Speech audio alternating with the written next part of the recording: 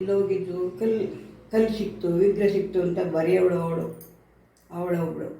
ಅವಳು ಮೈಸೂರಿಗೆ ಮದುವೆ ಆಗಿ ಲಕ್ಷ್ಮೀಪುರದಲ್ಲಿದ್ದಾಳೆ.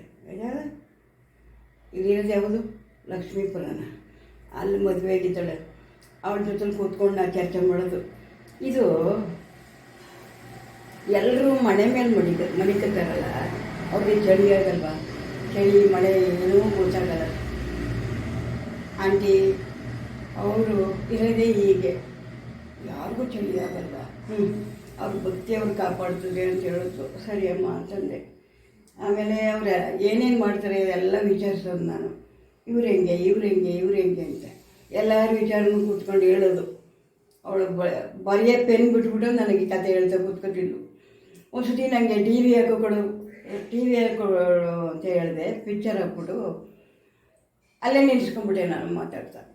ಈ ಪಿಕ್ಚರ್ ನಾನು ನೋಡಿದ್ದೀನಿ, ಆ ಪಿಕ್ಚರ್ ನಾನು ನೋಡಿದ್ದೀನಿ ಅಂತ. ಅವ್ರ ಅಪ್ಪ ಬಂದ್ಬಿಟ್ರು, ಏನು ಗೀತಾ, ನಿನ್ನ ಒಂದು ಕೆಲಸ ಏನು, ನೀ ಮಾಡ್ತಾ ಇಲ್ಲ, ಆಂಟಿ ಟಿ ವಿ ಹಾಕು ಅಂದ್ರೆ ಅದಕ್ಕೆ ಹಾಕಿಕೊಂಡಿದ್ದೆ ಅಪ್ಪ ಅಂತ. ಒಂದು ಈ ತಪ್ಪು ಮಾಡಿಬಿಡ, ನೀನು ಕೆಲಸ ಮಾಡ್ತಿರ್ಬೇಕು ನೀನು. ಅವರು ಬೇಕಾದ್ರೆ ಅವ್ರು ಹಾಕತ್ತಾರೆ, ಅವರು ಗೊತ್ತಿಲ್ವ ಟಿ ವಿ ಹಾಕೊಳ್ಳೋದು ಅಂತ ಹೇಳ್ಬಿಟ್ಟು ಬುದ್ಧಿ ಮಾತನ್ನ. ಅಲ್ಲೊಂದು ವಿಗ್ರಹ ಸಿಕ್ಕಿದೆ, ಅದಕ್ಕಿಂತ ಅವ್ರು ಕಳಿಸು, ಅವ್ರು ನೋಡಿ ಆ ವಿಗ್ರಹ ತಗೊಂಬರಿ ಅಂತ ಹೇಳ್ಬಿಟ್ಟು ಹೊಟ್ಟೋದು. ಅಷ್ಟಾಯಿತು.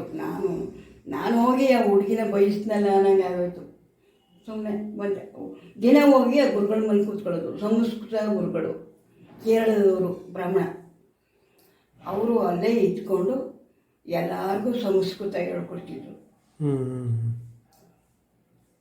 ಬಳಗೊಳ ಅಂದರೆ ಅಂಥ ಕತೆಗಳ ಬಳಗೊಳಕ್ಕೆ ಯಾರೊಬ್ಬರು ಸ್ವಂತ ಮನೆನ ಬಾಡಿಗೆ ಕೊಟ್ಬಿಡೋದಂತೆ.